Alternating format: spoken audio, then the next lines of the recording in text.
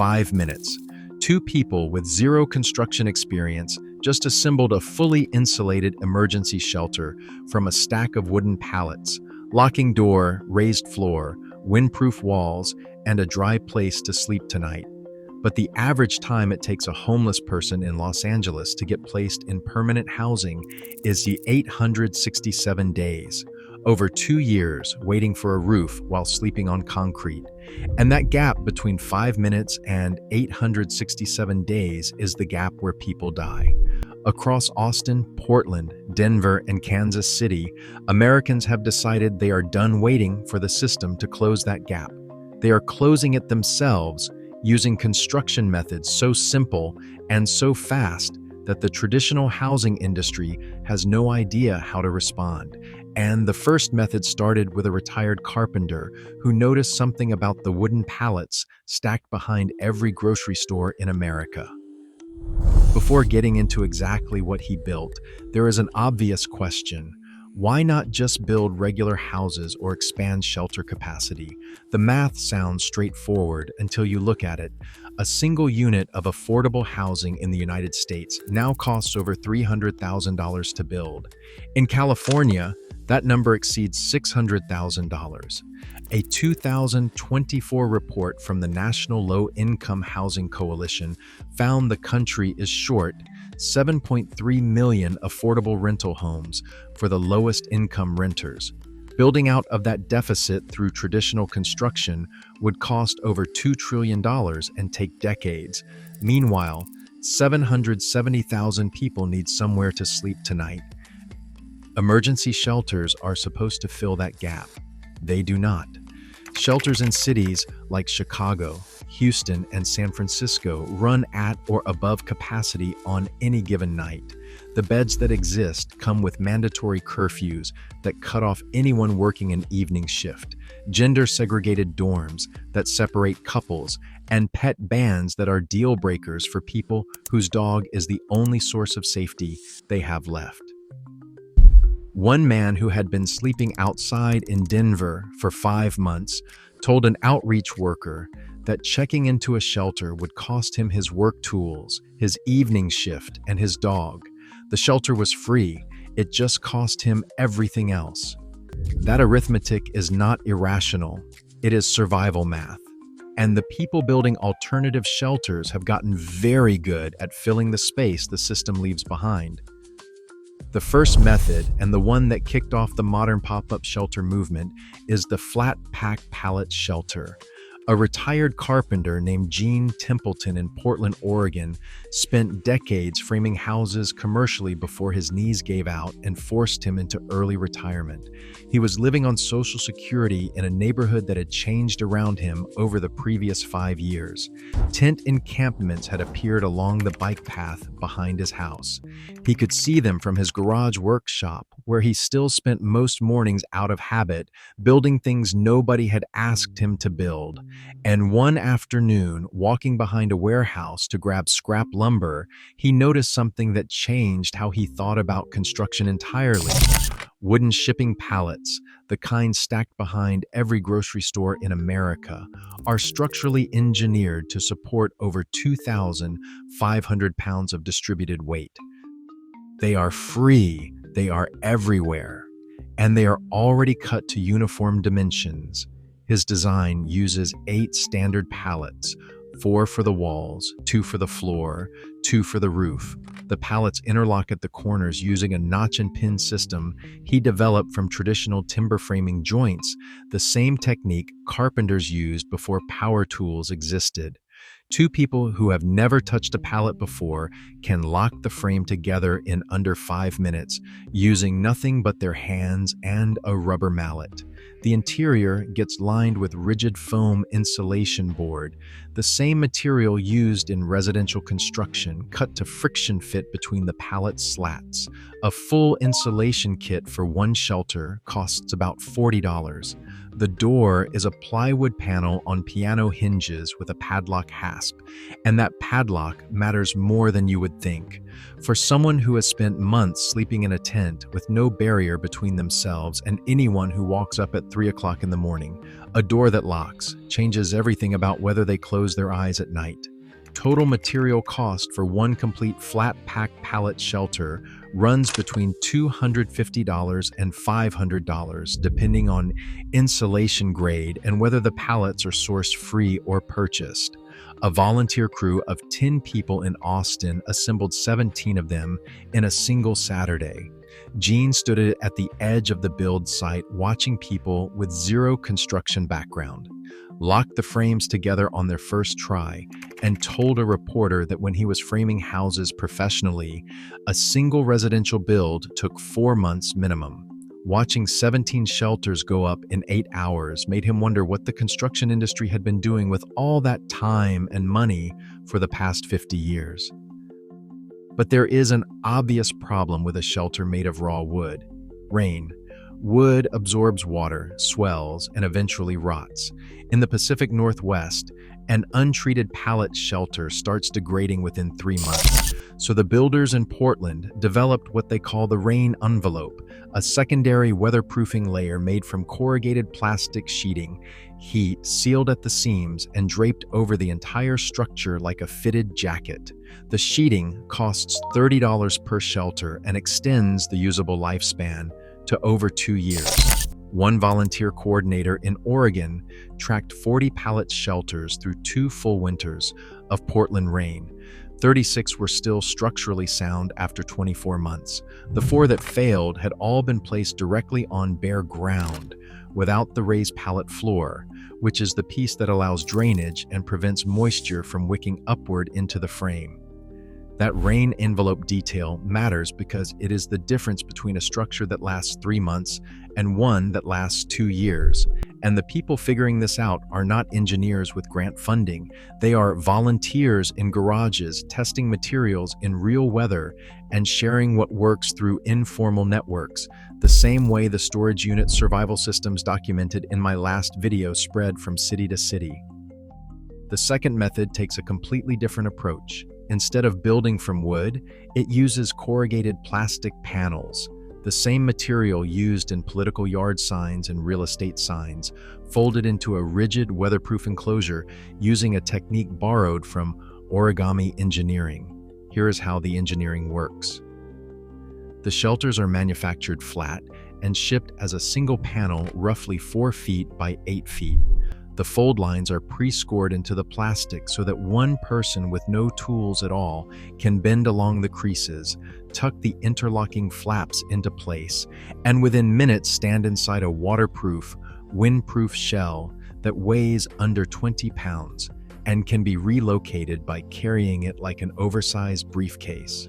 The reason corrugated plastic works so well for this is the same reason corrugated cardboard is stronger than flat cardboard. The fluted channels between the 2 flat faces create structural rigidity that resists compression and bending forces far beyond what the material thickness alone would suggest. A flat sheet of this plastic snaps under moderate pressure. Fold it into a box geometry with overlapping flaps, and suddenly you have a structure that can handle wind loads, rain impact, and the weight of a person leaning against the wall without collapsing. A nonprofit in Los Angeles has been distributing these corrugated panel shelters on Skid Row since 2022. Each unit costs approximately $150 to manufacture. They last roughly 18 months under continuous outdoor use before UV degradation weakens the plastic. They do not insulate well below 40 degrees, and they offer minimal thermal mass. But they block wind, shed rain, and provide privacy.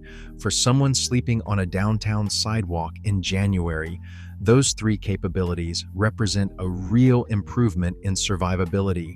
And here is the detail that stays with people. The outreach team reported that the first thing recipients do almost every single time is close the flap behind them and sit in silence. One outreach worker noted that the replacement visits every 18 months became something the recipients looked forward to. Not because they wanted a new shelter, but because it meant someone was coming back. Someone remembered they were there. In a population that spends most of its time being walked past, that visit mattered almost as much as the plastic walls. but both of these methods are designed for temporary relief. What comes next is the one that sounds like it belongs in a different century, and it might be the most effective shelter solution documented in this entire series. Across rural Kansas and Oklahoma, a retired welder named Earl Briggs and two of his neighbors have been converting decommissioned grain storage bins into permanent emergency shelters for homeless veterans. Grain bins are cylindrical steel structures, typically 12 to 15 feet in diameter, designed to store thousands of bushels of wheat or corn. When farms upgrade to larger bins, the old ones sit empty in fields across the Great Plains. Farmers often give them away just to clear the space. Earl is 67 years old. He served 2 tours in Vietnam before spending 30 years in agricultural fabrication, welding grain bins, repairing farm equipment, building the kind of steel infrastructure that keeps rural America running. He retired 3 years ago. He did not stay retired long. He cuts a doorway into the steel wall with a plasma torch, frames it with angle iron, and hangs a steel door with a deadbolt lock. He lines the interior walls and ceiling with 2 inches of closed-cell spray foam insulation, the same material used in refrigerated shipping containers, which gives the shelter an R14 insulation rating. That is better than the walls of most American houses built before 1990. He installs a plywood subfloor raised 2 inches off the concrete pad on pressure-treated sleepers to eliminate ground moisture transfer. A small solar panel mounted to the roof charges a marine battery inside, which runs LED lights, a phone charging station, and a small exhaust fan for ventilation. Ventilation is critical. A sealed steel enclosure without airflow creates the same carbon dioxide buildup problem that storage unit dwellers discovered the hard way. The fan runs continuously on low power and cycles the air every 90 minutes. Each converted grain bin sleeps 1 person comfortably or 2 in close quarters. Total conversion cost runs about $1,400, including spray foam, solar panel, battery, door hardware, and interior finishing. Earl and his crew can finish one in a weekend. They have completed 23 of them over the past 3 years, all placed on donated land within walking distance of VA services and transit stops. Every single one is occupied by a veteran. Earl does not charge for his labor. He started building them because the VA told 3 of his friends they qualified for housing assistance, and all 3 died waiting for the paperwork to clear. One had a heart attack sleeping in his truck in a Walmart parking lot in February. Another was found behind a strip mall in Wichita. The third simply disappeared. Earl sat at that third man's memorial service in a church basement with 9 people in attendance and decided that afternoon he was going to start cutting doors into grain bins. He told a local reporter he cannot fix the VA, but he can make sure nobody he knows sleeps outside while a bureaucrat processes a form. One of the veterans living in a converted bin told a visiting journalist that the first night he slept inside, he left the light on until morning. Not because he was afraid of the dark, because he had not had a light switch he controlled in 4 years, and he wanted to make sure it was still there when he woke up. The first bin Earl converted was for a man he had served with decades earlier, who had been sleeping in a car behind a feed store for 3 months. After that first conversion, word moved through the local VFW posts and veterans aid networks faster than Earl expected. Within 6 months, he had a waiting list. 2 of his neighbors, both retired tradesmen, started helping on weekends. One does the electrical work. The other handles the plywood interior finishing. They do not advertise. They do not have a website. Veterans find them through the same informal channels that survival knowledge has always traveled, person to person, need to need. If this kind of survival knowledge matters to you, hit subscribe. I cover stories like this every week, and I put together a free guide called The Veteran's Blueprint with detailed breakdowns on emergency shelter construction, insulation techniques, and off-grid setups. Link is in the description. Now, here is the problem that none of these individual shelter types can solve on their own. A single pallet shelter in an alley is a target for theft, vandalism, and city cleanup crews who treat it as debris. A corrugated panel shelter on a sidewalk gets swept in the next encampment clearing. Even a converted grain bin on private land faces zoning objections the moment a neighbor complains. The solution that makes all of these methods viable long-term is the village model. And the communities that figured this out are producing results that traditional homeless services have not matched in decades. The concept is simple. Instead of scattering shelters across a city where they are vulnerable and invisible, you cluster them together on a permitted site with shared resources, basic governance run by the residents themselves, and a physical boundary that separates the village from the surrounding neighborhood. In Austin, Texas, a village of 51 small shelters built on a 6-acre donated lot houses formerly homeless individuals in structures not much bigger than Gene Templeton's Pallet shelters. Each unit has electricity, a locking door, a bed, and climate control. Shared buildings on site provide showers, laundry, a full kitchen, and offices where caseworkers help residents find permanent housing. Residents pay around $50 a month and agree to community rules set by a resident council. There is no curfew. Pets are allowed. Couples stay together. Belongings are secure. Every condition that makes traditional shelters unworkable for so many people has been addressed by design. The cost per unit was approximately $12,000, including foundation, utilities, and interior finishing. That is 1/50th the cost of a traditional affordable housing unit in Texas. And the village was operational within 6 months of breaking ground. A comparable affordable housing project in the same city takes 3 to 5 years from funding approval to first occupancy. Portland runs a similar program with clusters of converted sleeping pods on city-owned land. Denver has permitted several managed sites with insulated tent platforms and portable sanitation.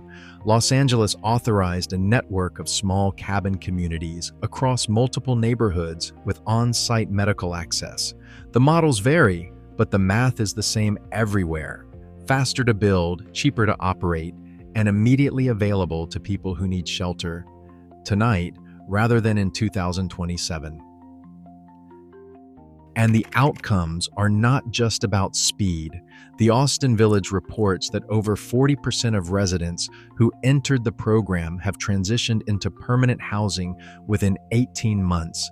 That number is significantly higher than the transition rate from traditional emergency shelters in the same city, where the chaos of the environment and the conditions attached to staying often work against the stability people need to get back on their feet. A structured village with a locking door, consistent sleep, and a caseworker who knows your name turns out to be a dramatically better platform for rebuilding a life than a cot in a gymnasium shared with 200 strangers. But the part that the cost numbers do not capture is the thing these villages actually fix. A pallet shelter in an alley is a person alone behind a locked door. A pallet shelter inside a village is a neighbor. The Austin Village has a shared garden where residents grow tomatoes and peppers in raised beds built from the same pallets used for the shelters. They have a bulletin board near the kitchen where people post job leads, bus schedules, and notes for each other. A retired school teacher who volunteers at the site 3 mornings a week said, "The board is the part that gets her." She said it looks exactly like the break room board at the school where she taught for 30 years. Normal human things posted by people the rest of the city pretends do not exist. One woman who moved into the Austin Village after spending 3 years sleeping in a car behind a gas station described her first night this way. She locked the door, sat on the bed, and just listened. She could hear crickets outside. No footsteps approaching. No one trying the door handle. No flashlight beam sweeping across the windshield at 2 o'clock in the morning. She said that silence was the first safe sound she had heard in 3 years. Her shelter was 8 feet by 8 feet, Plywood walls, a metal roof, a window with a curtain, and a door with a deadbolt. It cost $10,000 to build. The apartment she had been priced out of 3 years earlier rented for $1,800 a month. Her income never changed. The housing market moved, and the ground disappeared under her feet. The shelter village caught her. What connects every method in this video is one insight that the builders understood and that policymakers keep missing. The problem is not that we do not know how to shelter people. The problem is speed. The gap between needing shelter and receiving it is where the damage happens. Every night spent exposed on concrete, every week in a car, every month in a tent behind a freeway on-ramp compounds the harm in ways that become harder to reverse. Jean Templeton's Pallet shelter closes that gap in 5 minutes. The corrugated panel shelter closes it in less. Earl Briggs's grain bin conversion closes it in a weekend. The village model closes it permanently for a fraction of what traditional housing costs and a fraction of the time. The woman in Austin said something that stayed with me. She said a home is not a size. It is not a square footage number or a zip code. A home is the first place where you stop being afraid to fall asleep.